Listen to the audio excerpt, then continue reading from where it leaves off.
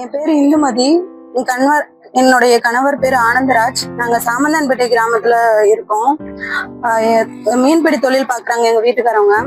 அவங்க அந்தமான் போயிருக்காங்க தொழில் பாக்குறதுக்காக. இங்க இருந்து ரவிச்சந்திரன் அப்படின்ற உரிமையாளர் அவருடைய போட்டுக்காக போயிருந்தாங்க.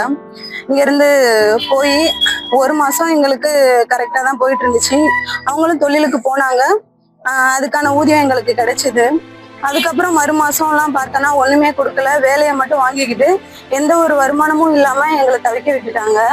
அங்கேயுமே அவங்களுக்கு ரொம்ப கஷ்டம். ஒன்னும் உணவும் இல்லாம உடையும் இல்லாம போட்டு அங்க ஏதோ சேதாரம் ஆயிடுச்சுன்றதுக்காக ஆளுங்களை போட்டு ரொம்ப கஷ்டப்படுத்திட்டு துன்புறுத்திக்கிட்டு அந்த மாதிரி நடத்திக்கிட்டு இருக்காங்க. நாங்களும் 2 குழந்தைங்களை வச்சிருக்கோம் வீட்டுல. 2 குழந்தைங்களுக்கு எனக்குன்னு தனியா எந்த வருமானமும் கிடையாது, எந்த வேலையும் கிடையாது. இந்த மாதிரி சுச்சுவேஷன்ல அவங்க எங்களை இப்படி விட்டுட்டாங்கன்னா நாங்க என்ன பண்ண முடியும்? எங்களுடைய வாழ்வாதாரம் ரொம்பவே பாதிக்குது. குழந்தைங்களை ஸ்கூலுக்கு அனுப்ப முடியல.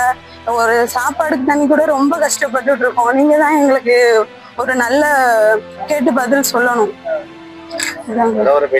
கணவரை நீங்க தலைமையோட நான் கேட்டுக்கொள்கிறேன். சந்திச்சோம். கணவரை மீட்டு தரணும்ன்றதுக்காக இன்னைக்கு மாவட்ட ஆட்சியரை பார்த்து மனு கொடுத்திருக்கோம். நல்ல ஒரு பதில் வரும் அப்படின்றதுக்காக நாங்க வெயிட் பண்றோம்.